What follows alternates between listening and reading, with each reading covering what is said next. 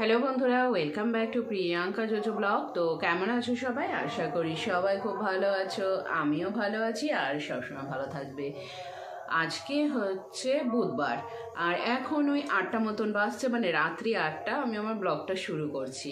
Office থেকে আসলাম একটু আগে, এসে ঘরটা গুছালাম, ফ্রেশ হলাম, ফ্রেশ হয়ে এসে আরেক রাউন্ড গুছালাম, গুছিয়ে নিয়ে একটু জল খেয়ে বসলাম, তোমাদের সাথে কথা বলবো। আর পুচন গেছে পড়তে, ওকে আনতে যাব এই 9টার দিকে। তো তার আগে তোমাদের সাথে কিছু কথা বলবো।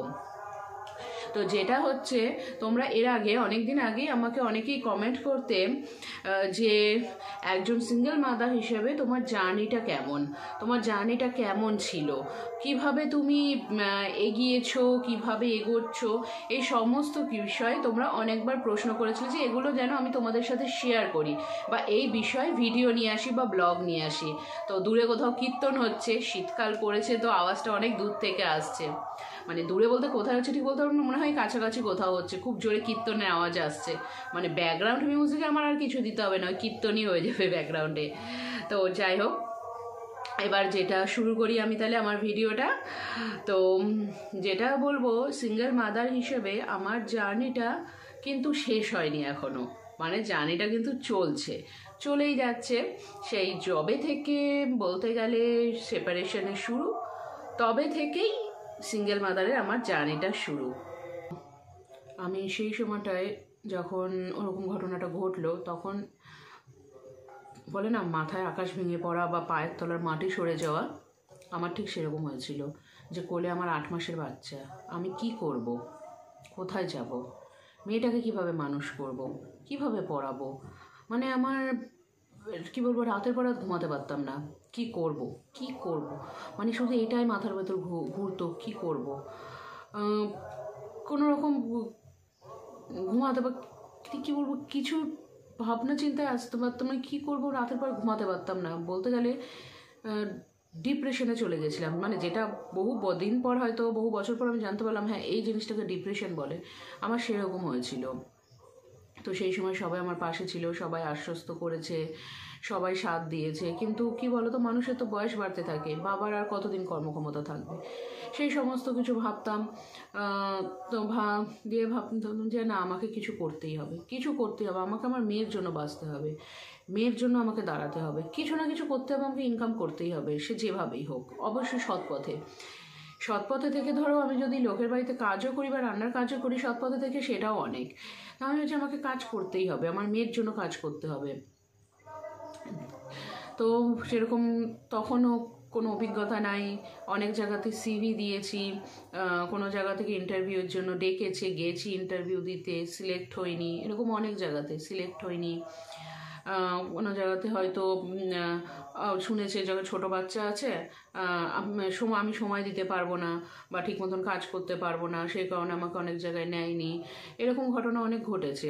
তো তারপরে আমি দেখলাম না, দিনের পর দিন রিজেক্ট হয়ে যাচ্ছি, কিছু করতে হবে, অন্য কিছু। টিউশন শুরু করি, কারণ আমি মাধ্যমিক পাশ করার পর থেকে টিউশন পড়াতাম। তো টিউশন শুরু করি, টিউশন পড়ি, আর কতটুকু বা তখন মাইনে হতো 2 না 3টে টিউশন পড়াতাম, 2 পড়াতাম বোধ হয়, একটা 350 আর 400 এরকম করে মাইনা ছিল, 350 400 করে। এখন মনে নেই এক্স্যাক্ট, 12-13 বছর, মানে 11-12 বছর আগেকার ঘটনা মনে নেই। তো সেই টিউশন পড়িয়ে, মনে আছে টিউশন পড়িয়ে, তো সেই টাকা দিয়ে পুজনের জন্য সোয়েটার কিনে আসতাম। কোট বাজারে সোয়েটার বিক্রি হতো খুব কম টাকাতে, হয়তো 50-60 টাকাতে সোয়েটার, ফুল হাতা জামা প্যান্ট। তখন তো পুচন ছোট, সোয়েটার জামা প্যান্ট কিনে নিয়ে আসতাম। খাবার তো সেরেলাক হয়তো কিনতে পারতাম না আমার সেই টাকাতে, তো ওরকম কিছু কিনে আনতাম, বা কোনো দরকারি জিনিস বা কোনো কিছু কিনতাম, বা নিজের হাত খরচা যতটুকু এরকম করতাম, কিনে আনতাম।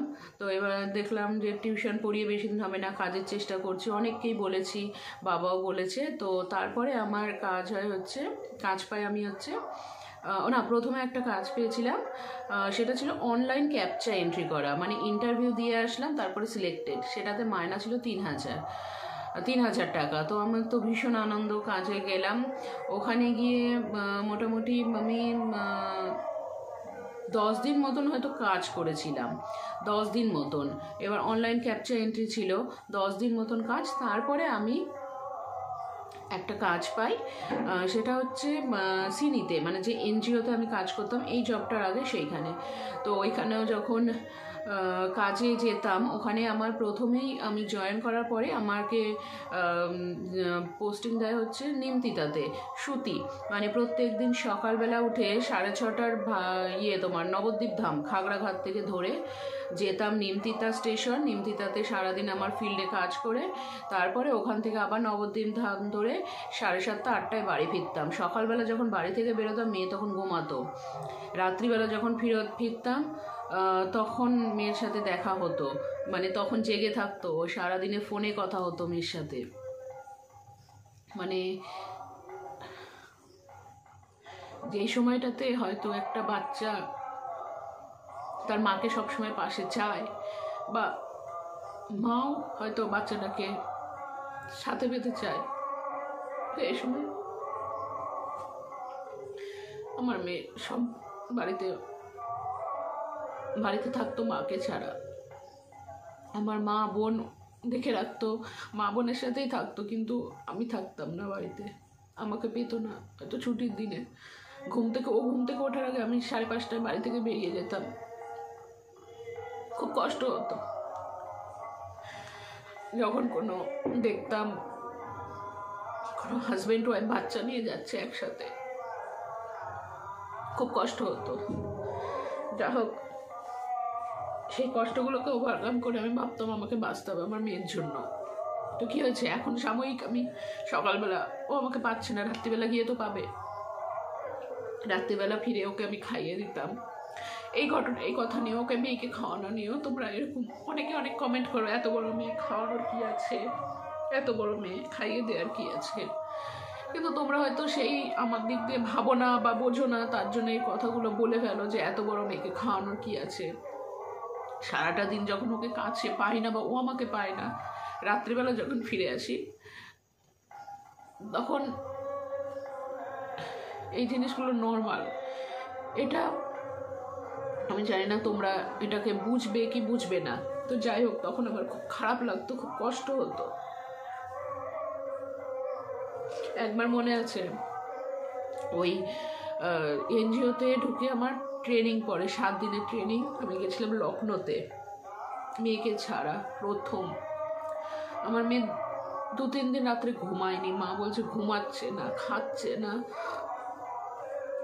ও হয়তো সারাদিন কিছু খায়নি, মাঝরাতে কান্নাকাটি করেছে, মাঝরাতে উঠে মা আর বোন ওকে ম্যাগি বানিয়ে খাইয়েছে।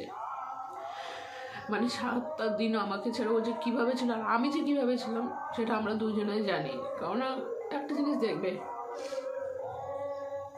কোনো মাই বাচ্চাকে ছেড়ে থাকতে পারে না, বা বাচ্চা মাকে ছেড়ে থাকতে পারে না। তুমি একটা কুকুরের বাচ্চাই দেখো না, কুকুরের বাচ্চা দিয়েছে, তুমি ধরতে যাও, মা তেড়ে আসবে, মাটা সারাদিন ঘুরছে ফিরছে, কিন্তু বাচ্চাটাকে ঠিক টাইম মতন খাইয়ে দিয়ে আসে। তো সেই সময়টা কষ্ট হতো খুব, সারাটা দিন।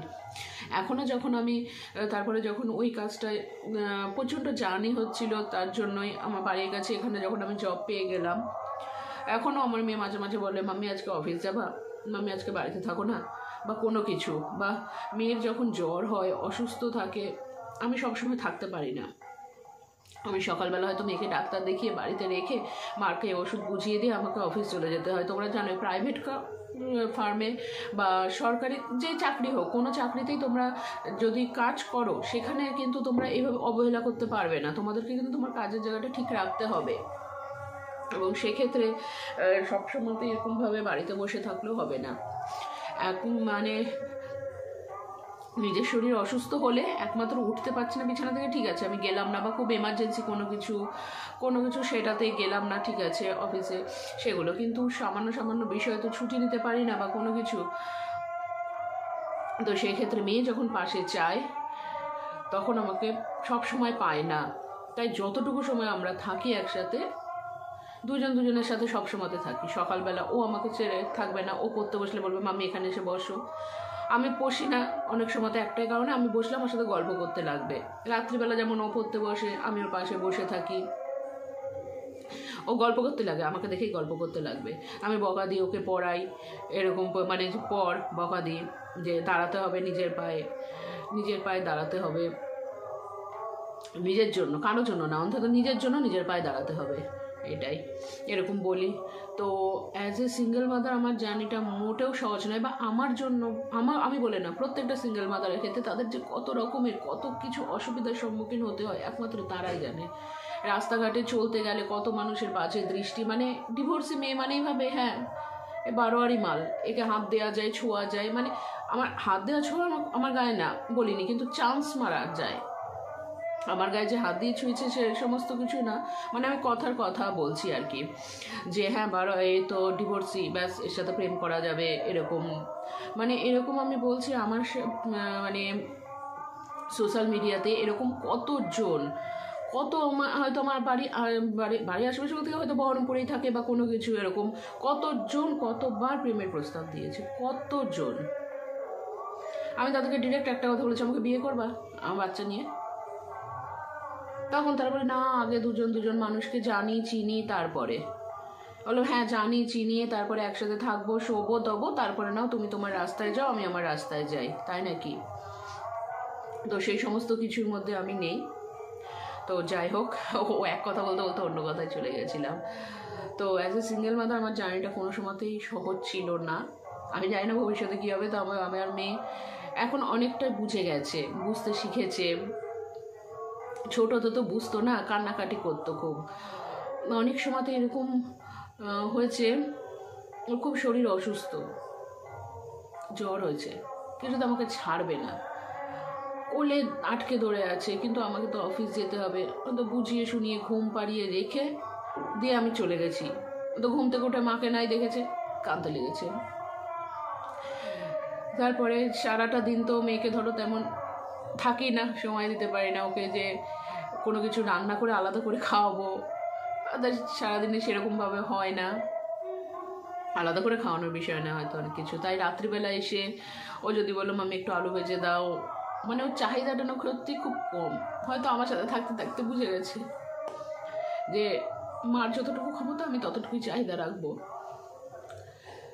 মানে সত্যি কথা বলতে, ভগবান একটা মানুষকে সব দিক দিয়ে মেরে দেয় না। মানে একটা দরজা বন্ধ করলে হাজারটা দরজা যেমন খোলে, একটা মানুষ জীবনে খারাপ দিলে বাকি সব মানুষগুলোকে কিন্তু ভালো দেয়। ভগবান আমার হাজব্যান্ড খারাপ দিয়েছে তো কী হয়েছে, আমার মেয়ে কিন্তু ভালো দিয়েছে। ও আমাকে যতটা বোঝে, আমি সত্যি কথা বলছি, আমাকে আর কেউ ততটা বোঝে না। ও আমাকে যতটা বোঝে, আমাকে একবার বলেছিল একটা কথা, রাস্তায় যেতে যেতে, তাও ছোট, অনেক ছোট, কত হবে 6-7 বছর না, 6-7 বছর না, 5-6 পড়ে হয়তো, পড়ে, তখন আমাকে বলেছিল, টোটো করে আসছিলাম একটা কোথা থেকে, যে মাম্মি তুমি না আমার বিয়ে হয়ে যাওয়ার পর তুমিও বিয়ে করে নেবা। বলো কি বলছিস? বলছে তুমিও বিয়ে করে নেবা, তুমি একা থাকবা, তোমাকে কে দেখবে, তুমিও বিয়ে করে নেবা। দিয়ে তো খুব হাসি পেয়েছিল কথাটা শুনে। তো যাই হোক, এটা তার জন্য আমি যখন রাত্রিবেলা অফিস থেকে ফিরি, আমার শরীর হাজার ক্লান্ত থাকলেও আমার মেয়ে যদি বলে মাম্মি আজকে একটু ঘুরতে নিয়ে যাবা, আমি কিন্তু ওকে নিয়ে যাই, ঘুরতে নিয়ে যাই। হয়তো কোনো জায়গায় গেলাম, খেলাম, কাছাকাছি থাকলাম, কোনো সময়তে হয়তো আমাকে ও কোনো কিছু বলছে যে মাম্মি এটা কিনে দাও বা এটা খাওয়াও, আমি যদি ওকে বলি দেখ বাবা এখন তো কাছে তেমন টাকা নেই, মাস পড়ুক মায়না পায় আমি তোকে কিনে দেবো, ও কিন্তু বোঝে একটা বারের জন্য আমার কাছে বায়না করে না, ঝামেলা করে না, একটা বারের জন্য না আজ পর্যন্ত।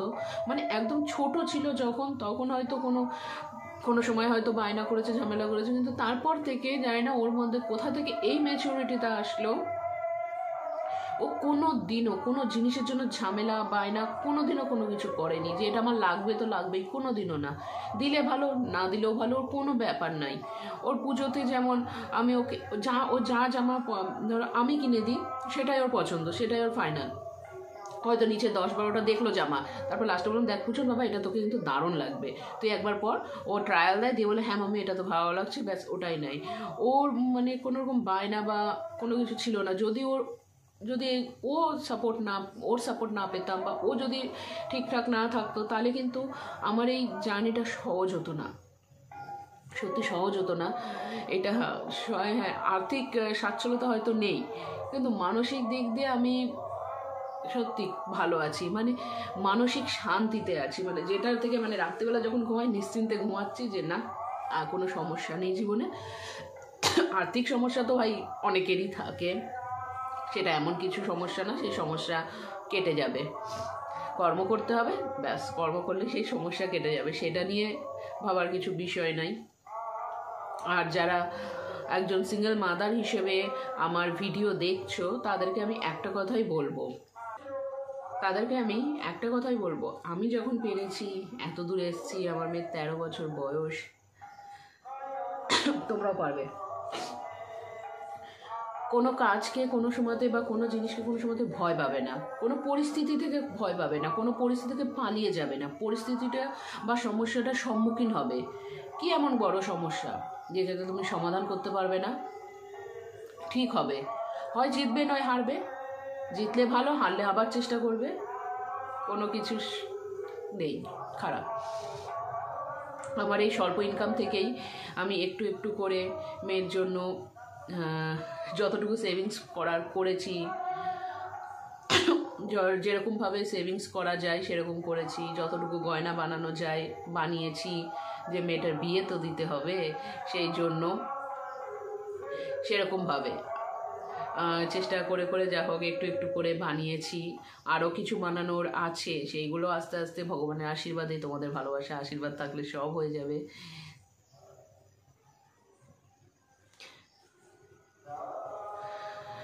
যা হোক, মাঝে মাঝে কীরকম আওয়াজ হয়, থাক সেসব বাদ দাও। তো সেরকম চেষ্টা করে করে অল্প অল্প করে যা হোক অনেক কিছু করেছি, যতটুকু করেছি আর কি, অনেক কিছু বলবো না, যতটুকু করতে পেরেছি ব্যাস। জীবনে আমার বলতে গেলে এখন না, যবে থেকে আমি সিঙ্গেল মাদার হিসেবে জার্নিটা শুরু করি, আমার একটাই লক্ষ্য, মেয়েকে ভালো রাখতে হবে। এনি হাউ, ও তো নিজে নিজে আসেনি, একজন দায়িত্ব জ্ঞানহীন সে ছেড়ে দিয়ে চলে গেছে, তো কি হয়েছে, সে চুলোই যাক, আমি তো আর ছেড়ে দিতে পারবো না, আমি তো আর ফেলে দিতে পারবো না। দেখবে কথাতেই বলে, একটা বাচ্চার যখন বাবা মারা যায় সে পিতৃহীন হয়, কিন্তু যখন মা মারা যায় সে অনাথ হয়ে যায়। তো সেক্ষেত্রে আমি তো আমার মেয়েকে আর ছেড়ে দিয়ে চলে যেতে পারবো না, তো ওর জন্য আমাকে বাঁচতে হবে, লড়াই করতে হবে জীবনে। এখন হয়তো আমি বলবো 50% পথ না হলেও 45% পেরিয়েছি, বাকি আর কিছুটা আছে, ঠিকঠাকভাবে ঠিক চলে যাবে। মেয়েটাকে ভালো করে মানুষ করতে হবে, তারপরে ওকে একটা ভালো বিয়ে দিতে হবে, ততদিন পর্যন্ত আশা করি আমি ব্লগ বানাবো, আর তোমাদের আশীর্বাদও লাগবে। তো ততদিন পর্যন্ত আশা করছি আমি ব্লগ বানাবো, সব কিছুই তোমাদের সাথে শেয়ার করব, আমার ডেলি লাইফ, ডেলি জীবন সব কিছু। তারপরে বুড়ো বয়সে আমি জানি না কী করতে পারবো না পারবো, সেটা তো পরের কথা, বুড়ি হতে এখন অনেক বাকি, আমি তোমার জওয়ান হোক। তো যাই হোক, তো এটাই আমার জার্নি, যেটা এখনও চলছে, জার্নি কিন্তু শেষ হয়নি। আর আমার এই জার্নিতে, প্রত্যেক দিনের জার্নিতে তোমরা আমার পাশে আছো, পাশে থেকো, তোমাদের সাপোর্ট ভালোবাসা অনেকটাই দরকার আমার জন্য। তোমাদের সাপোর্ট ভালোবাসা পেলে মানে না একটা অক্সিজেন, এক্সট্রা অক্সিজেন সেরকম টাইপের, মানে মানুষ ভাত ডাল তরকারি তো খাচ্ছে, একটু ধরো আলু ভাজা, একটু চাট, সেটা হচ্ছে তোমাদের ভালোবাসা, সেরকম। তো তোমাদের ভালোবাসা সাপোর্ট থাকলে আমার এই জার্নিটা আমি চালিয়ে যেতে পারবো। তো কেমন লাগলো আজকের ব্লগটা অবশ্যই কমেন্ট করে জানিও। আজকের মতন টাটা।